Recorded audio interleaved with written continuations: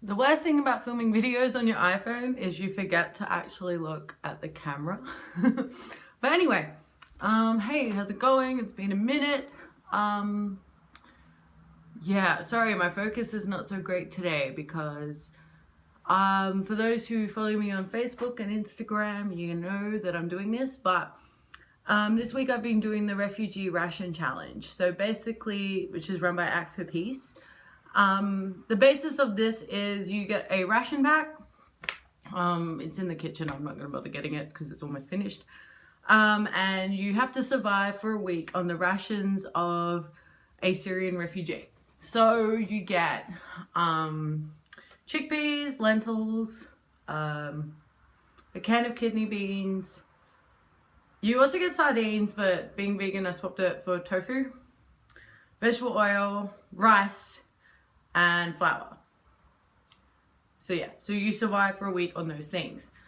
If you earn a certain amount of money, you can get rewards. So far, or like do certain things. I got rewarded with a spice, so I used cumin, so it's only one spice. So I use cumin, because it's so versatile. I got 8 tea bags, which deal with the caffeine withdrawals. I actually earned 2 teaspoons of coffee, so I've been half a teaspoon. Very, very, very weak coffee, but it's coffee. I earned my ration pack. I think that's all I've earned so far. Anyway, but yeah, so we're at day 6 now, and I'm feeling to the point now where I am so sick to my stomach of food that I don't really feel like eating. Yesterday I got so enraged at a bowl of rice that I got, I was angry at a bowl of rice. Like, I was just so done with rice. Like, last night I was eating my dinner and I just put it away because I just could not face eating any more rice.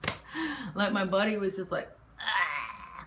Now, since the new year, I've been pretty much eating like a really healthy diet, and since the last probably 8 weeks, I've been on a very a very good diet for working out. So my body is just so not used to white flour, it's not used to white rice, and the lack of like vegetables and fruit and all that sort of stuff is being like, my body's like, ugh. Oh yeah, you get oil for cooking as well. So yeah, but one thing that really hit me about this was the fact that when Sunday comes around, I can go back to eating whatever the fuck I want. This isn't the case for a lot of people. And my dad was here during the week, and he said that, well, your body would get used to it after a while. And I thought about that, and I was like, yeah, sure, it will. But that's sad. Most people who are refugees were not born into this situation.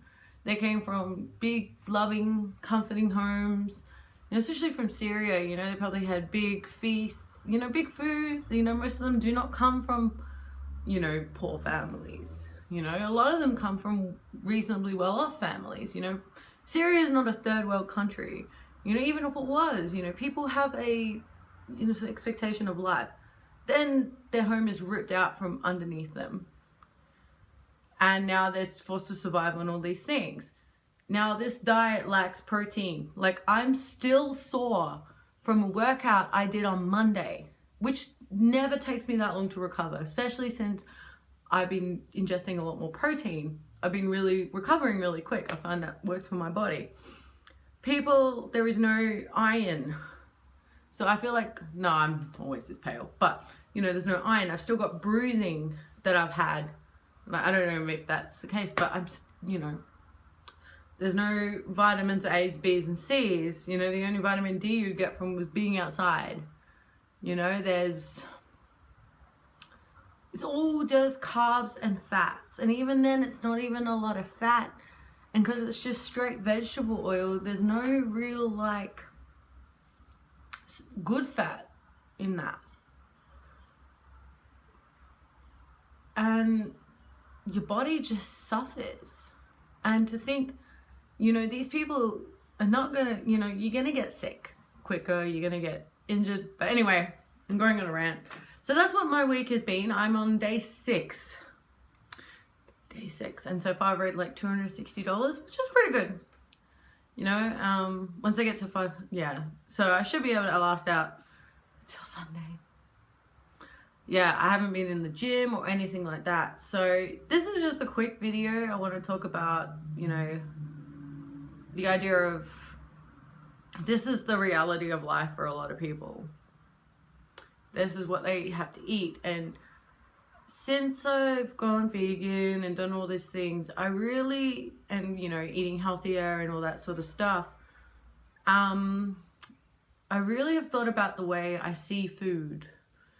And you know, I've had an unhealthy relationship with food for the longest time. And I read a book called, and I suggest everyone to read it, whether you're vegan or not, called Almost Too Much and Never Enough by a vegan activist named Jasmine Singer. And it talks about her unhealthy relationship with food. And she says how what we eat is such a political act. It's a personal political act. Where we buy our food, where we choose to consume our food, like what sort of foods we can choose to consume, the standards we put up with. And I'm not saying that everything needs to be certified non-GMO, organic or whatever like that. It's more the cruelty-free aspect, you know. Like if I'm buying chocolate, where does that chocolate come from? If I'm buying coffee, where does that coffee come from? You know, if I'm buying fruit and vegetables, you know, is the money going to some corporate conglomerate, or is it going to the local farmer? Whether they use pesticides or not, I'm not debating that right now. You know, like, should I put my dollars towards the local grocer rather than going to Woolies? And it's just, and then there's people who don't live like with good access to healthy food. So all they have access to is really basic shit, and then fast food.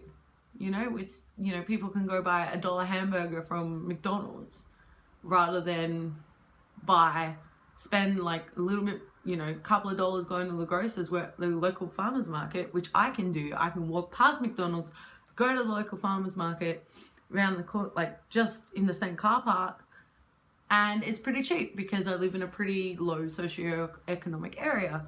I can go, instead of spending $6-7 on a meal at Macca's, I can go down to one of the local restaurants and spend not much more. You know, I can go buy a bag of rice, or I can go buy a lot of dried beans and do all those sort of things because I'm in access to it.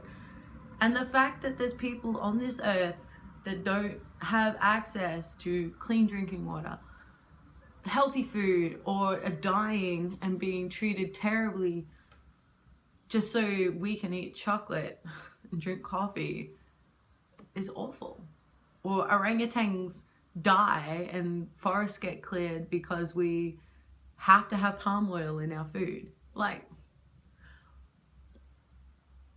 it's just, you know, all these thoughts are racing in my head, and as much as, you know, I've always kind of thought about these things, having this experience this week has really brought everything to the surface, has really made me feel lucky and privileged. And I'm going to use that word. I am a privileged person because of where I live and my money and my earnings and my skin color and where I'm born and all this shit, you know. And, you know, my life isn't easy, but I'm going to accept that. So yeah, this is a bit of a rant video because I'm so hungry and I just want a smoothie so bad.